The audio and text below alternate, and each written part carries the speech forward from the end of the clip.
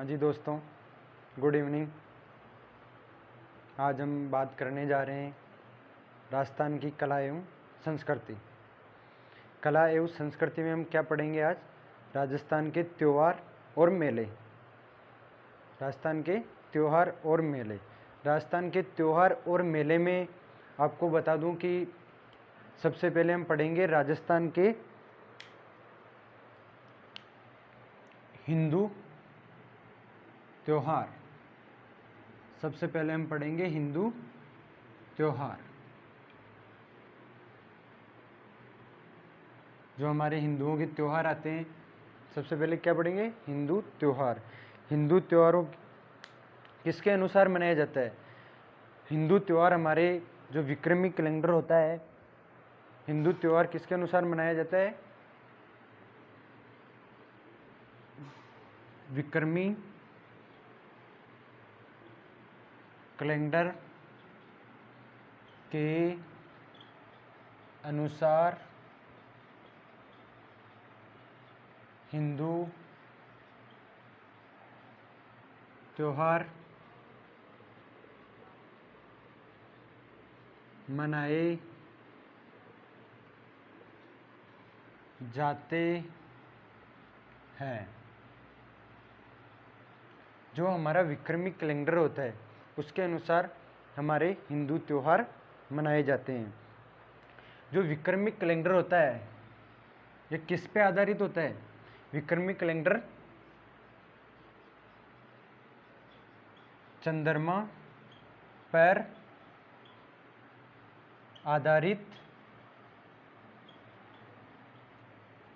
होता है। विक्रमी कैलेंडर किस पे आधारित होता है दोस्तों? चंद्रमा पे आधारित होता है। विक्रमी कैलेंडर के अनुसार वैसे हम देखे जाएं, जो विक्रमी कैलेंडर होता है इसके अनुसार प्रत्येक तीसरे वर्ष किसी भी एक महीने को 2 बार गिना जाता है। विक्रमी कैलेंडर के अनुसार प्रत्येक तीसरे वर्ष किसी एक महीने को 2 बार गिना जाता है। उसे हम क्या बोलते हैं? अधिक मास बोलते हैं। विक्रमी कैलेंडर के अनुसार मतलब जो विक्रमी कैलेंडर होता है ना, प्रत्येक तीसरे वर्ष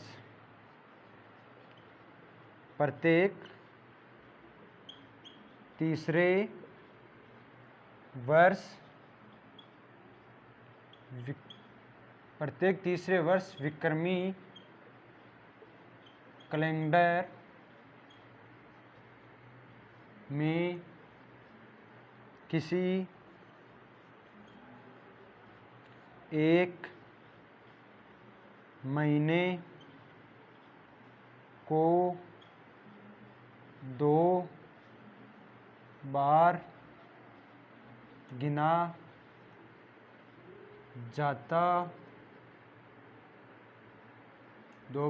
जाता है। मतलब प्रत्येक तीसरे वर्ष एक महीने को 2 बार गिना जाता है।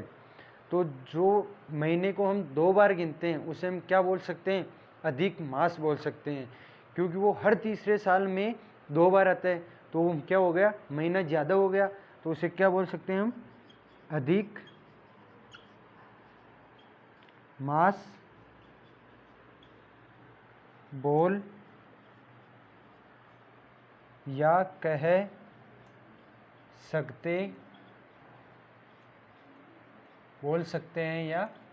सकते हैं।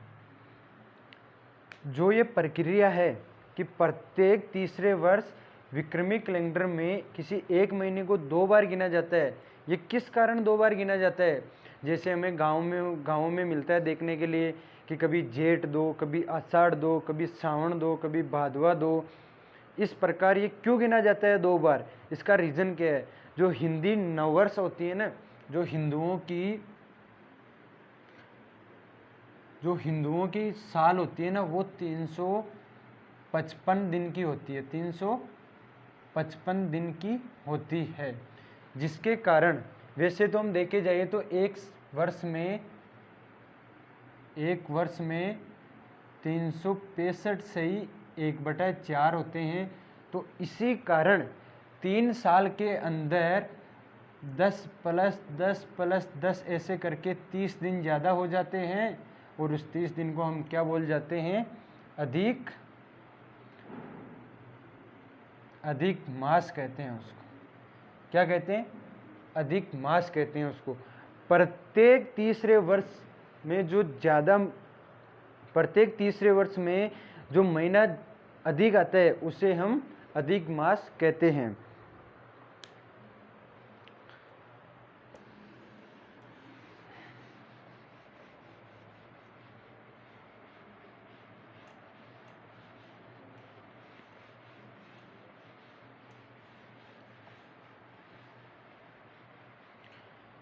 अब आपको एक बात बता दूं कि जो हिंदुओं की नई वर्ष आती है वो कब आती है। वैसे तो हम नए साल मनाते हैं 1 जनवरी, सभी लोग खुश होते हैं कि 1 जनवरी, लेकिन हमारे को 1 जनवरी को क्या पता कि हमारी नई वर्ष है। वो अंग्रेजों की बनाई हुई प्रक्रिया है, उसके अनुसार हम नए वर्ष मनाते हैं। जबकि हमारी नई वर्ष मनाने से पहले उसके बारे में कुछ होना चाहिए कि कैसे नई वर्ष आती है, नई वर्ष हो तो उसमें क्या रीज़न है। तो जो हिंदुओं की नई वर्ष होती है वो कब प्रारंभ होती है, हिंदुओं की नई वर्ष कब प्रारंभ होती है, हिंदुओं की नई वर्ष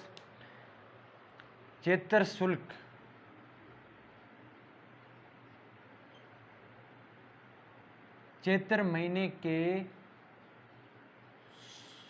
शुक्ल पक्ष की एकम से जो हिंदुओं की नई वर्ष होती है वो चैत्र शुक्ल की पक्ष की एकम से शुरू होती है। चैत्र शुक्ल की एकम से शुरू होती है जो हिंदुओं की।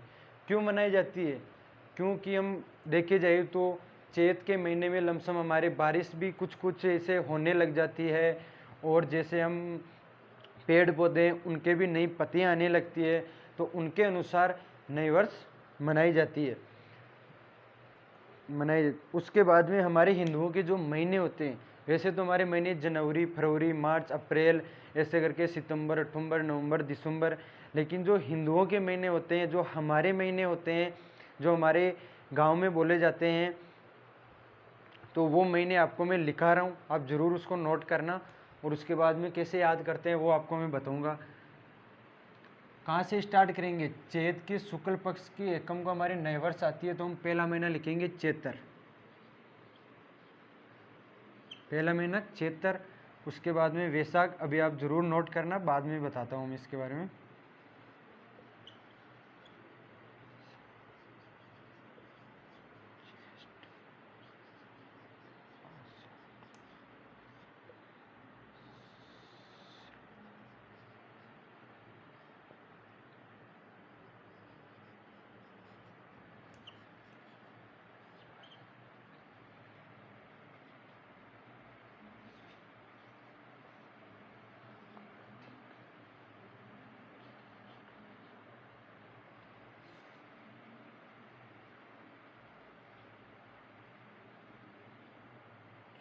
चैत, वैशाख, जेठ, आषाढ़, सावन, भादो, आसोज।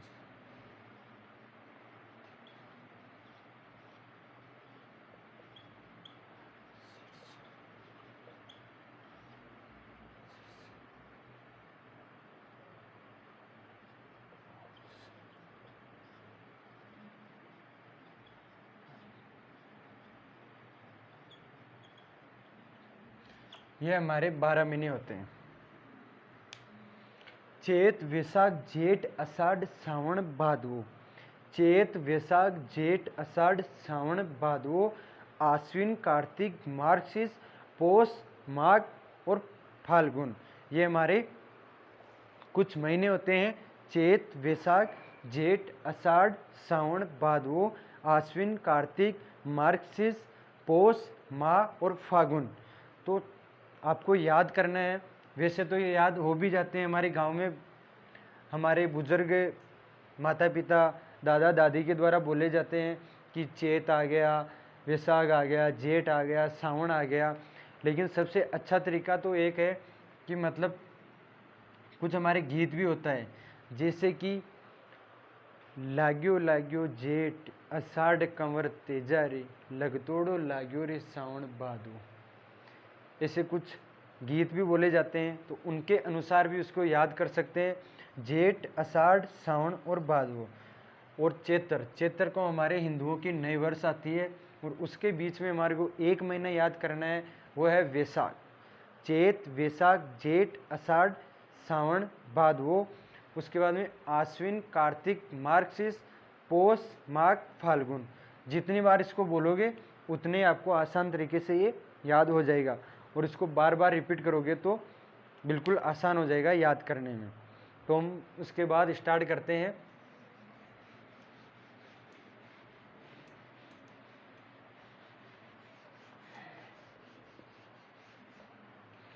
जो हिंदुओं के त्योहार होते हैं, हिंदुओं के त्योहार वो कब से प्रारंभ होते हैं और कब समाप्त हो जाते हैं। हिंदुओं के त्योहार कब से प्रारंभ होते हैं और कब समाप्त हो जाते हैं। तो हम एक पढ़ते हैं।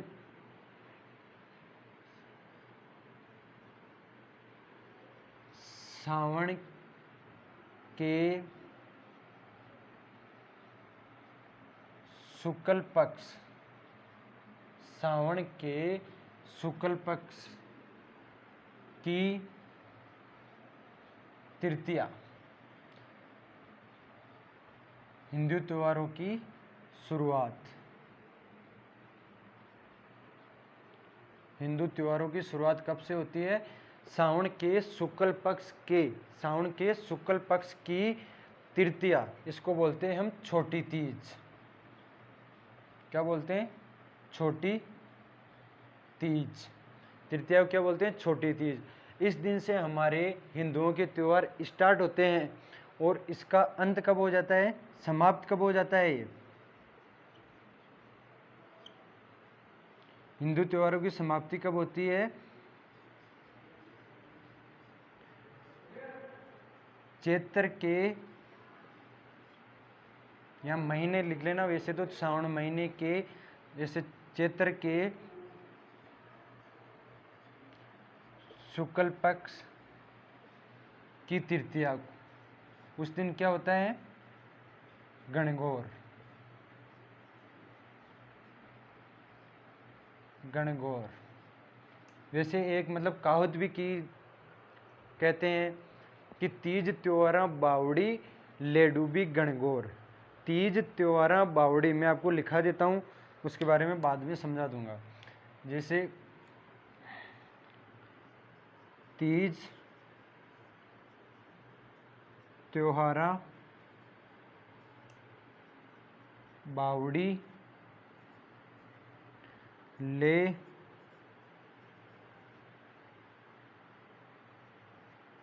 डूबी गणगौर।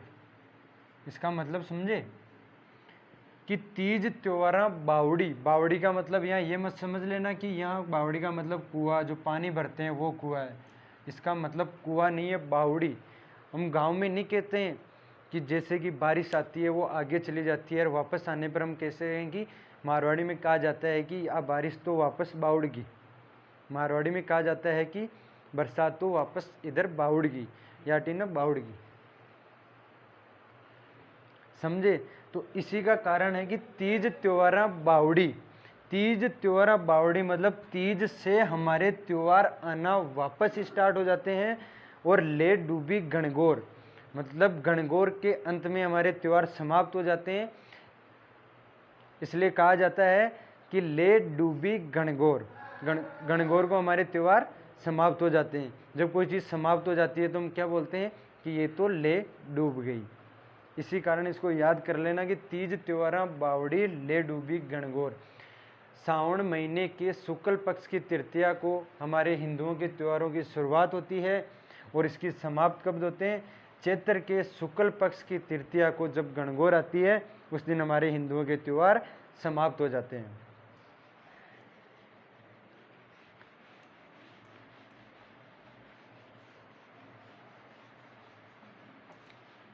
अब हम बात करते हैं राजस्थान के त्योहार एवं मेले और उसमें हम बात करते हैं त्योहार और मेले। तो हम स्टार्ट करेंगे सबसे पहले, हमारे कहाँ से स्टार्ट होते हैं त्योहार? सावन के शुक्ल पक्ष के तृतीया से स्टार्ट होते हैं। तो उसी से आप सभी अपने पेज में बीच में लाइन डाल ले, पेज को 2 भागों में डिवाइड कर ले, बांट ले, एक तरफ तो डाल लो, इधर डालो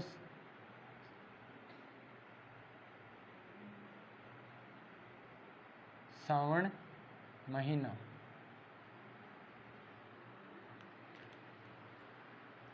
इधर तो डाल लो कृष्ण पक्ष, और इधर डालो शुक्ल पक्ष। कृष्ण पक्ष और शुक्ल पक्ष में क्या अंतर है पता है आपको? कृष्ण पक्ष और शुक्ल पक्ष में क्या अंतर है? कृष्ण पक्ष का मतलब कै का मतलब काला, 15 दिन हमारे अंधेरा रहता है और 15 दिन ही हमारे चांदनी रहती है। तो मतलब कृष्ण याद रखने के लिए कै स्टार्ट होता है, तो मतलब 15 दिन अंधेरा रहेगा, मतलब अंधेरी रात रहेगी, और 15 दिन ही हमारे चांदनी रात होती है, वो होती है शुक्ल पक्ष में। तो हम सबसे पहले स्टार्ट करते हैं हमारे तृतीया, जहाँ से त्योहार स्टार्ट होते हैं। फर्स्ट तृतीया, महीने के जो 2 पहलू होते हैं ना, 15 दिन का गाँवों में बोलते हैं पखवाड़ा। 15 दिन तो ये और 15 दिन ही ये होती है अंधेरा, और इसमें होती है रात चांदनी, अंधेरी रात चांदनी रात। तो हम तृतीया फर्स्ट स्टार्ट करेंगे तृतीया से। कहाँ से? जहाँ से हमारे त्योहार स्टार्ट होते हैं। इस दिन क्या आती है हमारी? छोटी तीज। जो हमारे त्योहार स्टार्ट होते हैं वो छोटी तीज से ही स्टार्ट होते हैं। अब छोटी तीज त्योहार तो आ गया, लेकिन ये किसके बारे में त्योहार है? क्या प्रदर्शित करता है? क्या दर्शाना चाहता है ये त्योहार? तो ये पति पत्नी के प्रेम का त्योहार है। किसका त्योहार है? पति पत्नी के प्रेम का त्योहार, इसे पति पत्नी के प्रेम का त्योहार कहा जाता है। पेपर में पूछ लिया जाता है कि पति पत्नी के प्रेम का त्योहार किसे कहा जाता है, तो छोटी तीज को पति पत्नी के प्रेम का त्योहार कहा जाता है। क्यों कहा जाता है? क्योंकि इस दिन एक जो हमारे गांव में होते हैं सिंजारा। सिंजारा क्या होता है? जैसे जो वर पक्ष वाले होते हैं वो वधू पक्ष के लिए इस दिन कुछ लोग वधू पक्ष के जाते हैं और उसके लिए कुछ गिफ्ट उपहार लेके जाते हैं, उसको ही हम सिंजारा कहते हैं। तो सिंजारा किसे कहते हैं कभी कभी पूछ लिया जाता है। तो सिंजारा नव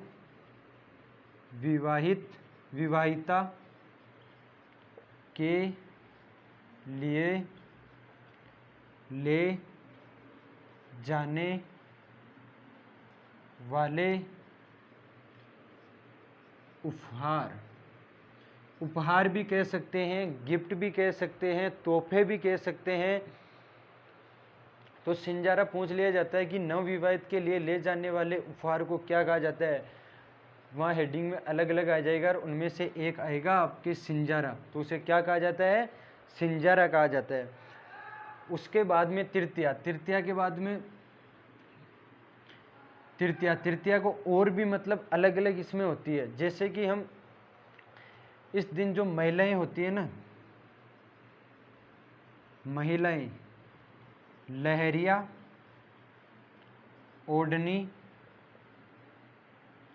ओढ़ती, इस दिन महिलाएं लहरिया ओढ़नी ओढ़ती है। और सबसे मोस्ट क्वेश्चन तो ये होता है कि जो छोटी तीज होती है वो कहाँ की प्रसिद्ध है? छोटी तीज कहाँ की प्रसिद्ध है? छोटी तीज जयपुर की प्रसिद्ध है। छोटी तीज कहाँ की प्रसिद्ध है? छोटी तीज जयपुर की प्रसिद्ध है। तृतीया हो गया। उसके बाद में सावन के शुक्ल पक्ष में एक और आते हैं जिसे हम कहते हैं पूर्णिमा। क्या बोलते हैं? पूर्णिमा। शुक्ल पक्ष में तो होती है अमावस्या और कृष्ण पक्ष में तो होती है अमावस्या और शुक्ल पक्ष में होती है पूर्णिमा। पूर्णिमा के दिन हमारे क्या मनाया जाता है? रक्षाबंधन। सावन के शुक्ल पक्ष की पूर्णिमा को क्या मनाया जाता है? रक्षाबंधन। भाई और बहन का सबसे बड़ा प्रेम का जो त्योहार होता है वो हमारे रक्षाबंधन होता है। इस दिन बहन अपने भाई की कलाई में राखी बांधकर यह रिश्ता निभाया जाता है। इस दिन जब बहन राखी बांधती है हाथ में, तो अपने भाई के हाथ में नारियल भी देती है, जिस कारण इसको दूसरे नाम से जाना जाता है, नारियल पूर्णिमा। आप नोट कर लेना, इसे दूसरे नाम से भी जाना जाता है कि नारियल पूर्णिमा। पूछ लिया जाता है कि नारियल पूर्णिमा कब आती है, तो आपको बताना है कि श्रावण पक्ष के शुक्ल पक्ष की पूर्णिमा को नारियल पूर्णिमा आती है। और इस दिन श्रवण कुमार की पूजा की जाती है। किसकी पूजा की जाती है इस दिन? श्रवण कुमार की पूजा की जाती है। इस दिन श्रवण कुमार की पूजा की जाती है। उसके बाद में वैसे तो हम इसको लास्ट में पढ़ते हैं, लेकिन हम इसके साथ साथ में पढ़ लेते हैं, आपको अच्छे से समझ में आएगा। तो इसमें कहाँ से त्यौहार स्टार्ट होते हैं? सुना होगा श्रावण महीना। श्रावण महीना किस चीज़ के लिए होता है? सबसे ज़्यादा वर्षा श्रावण महीने, श्रावण भादव में होती है। जैसे जैसे वर्षा प्रारंभ होगी वैसे वैसे कुछ हरियाली होगी, कुछ पेड़ पौधे कुछ उगने लगेंगे। तो पेड़ पौधे उगने लगेंगे तो उसमें कीड़े मकोड़े, कुछ सांप, ऐसे कुछ आने लगेंगे। तो यहाँ से कृष्ण पक्ष की शुरुआत होती है पंचमी। कहाँ से होती है? पंचमी। और पंचमी को क्या मनाया जाता है? नाग पंचमी। क्या बोला जाता है इसको? आपको पूछ लिया जाता है कि नाग पंचमी कब आती है, तो वो आती है श्रावण महीने के कृष्ण पक्ष की पंचमी को नाग पंचमी आती है। जब नाग पंचमी, जब सांप आने लगते हैं, तो उसके बाद में आती है नवमी। क्या आती है? नवमी। और नवमी को क्या होता है? निड्री नवमी। निड्री नवमी का मतलब समझा? निड्री का मतलब नेवला। इस दिन नेवले की पूजा की जाती है। कि क्या किया जाता है? नेवले की पूजा की जाती है। नवमी को नेवले की पूजा की जाती है। उसके बाद में हमारे को एक और देखने को मिलता है जिसको हम बोलते हैं अमावस्या। कृष्ण पक्ष में अमावस्या आती है और शुक्ल पक्ष में पूर्णिमा आती है। ये आपको याद रखना है कि किस पक्ष में अमावस्या आती है, किस पक्ष में पूर्णिमा आती है। तो कृष्ण पक्ष में अमावस्या आती है, शुक्ल पक्ष में पूर्णिमा आती है। और उसके बाद अमावस्या जब हमारे बारिश हो जाती है, तो बारिश होने के बाद कुछ हरियाली होने लगती है, तो हम एक त्यौहार भी मनाए जाते हैं, हरियाली अमावस्या। क्या मनाते हैं? हरियाली अमावस्या। तो हमारे को ये पूछ सकते हैं कि हरियाली अमावस्या कब आती है, या कौन से महीने में आती है, कौन से पक्ष में आती है? तो कृष्ण पक्ष में आती है, श्रावण महीने में आती है, अमावस्या को आती है हरियाली अमावस्या। इस दिन एक इसमें याद रखने की चीज़ है मेले। इस दिन मेले भी लगते हैं। कौन कौन से मेले लगते हैं?